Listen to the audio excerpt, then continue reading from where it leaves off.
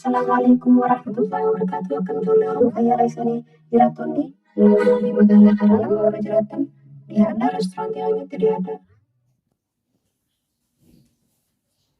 Allah yaa jabaa heelaa fi quwwaa si qaba nuti heelaa fi quwwaallee hin qabnu si qabna nuun hin dhibini nurraa qabi waan nu dhibaa. Allah yaa jabaa heelaa fi quwwaa si qaba nuti heelaa fi quwwaallee hin qabnu si qabna nuun hin dhibini nurraa qabi waan nu dhibaa.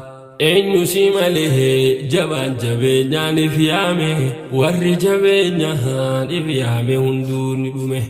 Huwa al-awwaluhu jalqaban qabu rabbiini huwa al-aakhiruhu turaadha zalaalamini. Rabbiin dhalchiifne dhalatu bonkuu inni tanaaf gabbarraa gabbartiin tasaa taanaani laal faaruu saatihi tasgabbii gootii qalbiini hoottu si yaamaha yaama bii hin gowwoomini. Allah yaa jabaa heelaa fi quwwaa si qaba nuti heelaa fi quwwaallee hin qabnu si qabna nuun hin dhibini nurraa qabi waan nu dhibaa. Allah yaa jabaa heelaa fi quwwaa si qaba nuti heelaa fi quwwaallee hin qabnu si qabna nuun hin dhibini nurraa qabi waan nu dhibaa. Ghafuurun rahiim ni tolaaf gabroottan saati dhufuu heeffedhaa si dhiheessuu dhufnaanitti.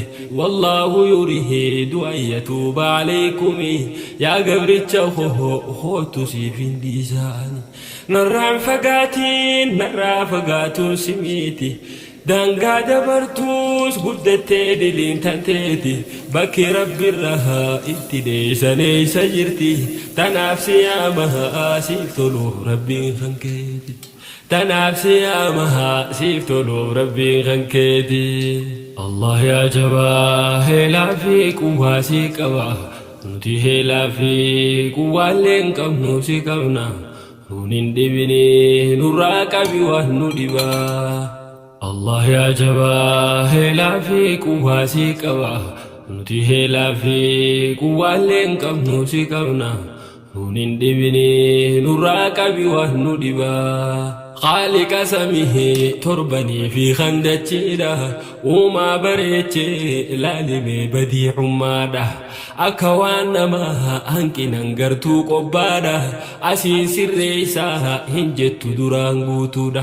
Laalimee samii irraa hibimee hanquudha ijjitee xiqqoon gaddeebiti qaanfachaadha tanaaf gabbarraa isaaf goona cibaadaadha ifiif gabbarree gamana yaamna khalqiidha. Allah yaa jabaa heelaa fi quwwaa si qaba nuti heelaa fi quwwaallee hin qabnu si qabna nuun hin dhibini nurraa qabi waan nu dhibaa. Allah yaa jabaa heelaa fi quwwaa si qaba nuti heelaa fi quwwaallee hin qabnu si qabna nuun hin dhibini nurraa qabi waan nu dhibaa. Yaa mi'aa isii hoggaa rabbiin si filate gabrichi akkasii isa kan jiru tolfate leecalloon isaa hoggaa fuula isaa dhaabbate yaa rahmaan kiyyaa jalli rabbii isaa waywaate humaan sodaatu hoggaa rabbii isaa harkate isaa sodaannaan sodaa makhluuqaa lagate isaa kadhannaan kadaa makhluuqaa baqate akkamiin dhabaha duuba gabrichi akkasii bakka waa hundaa irraa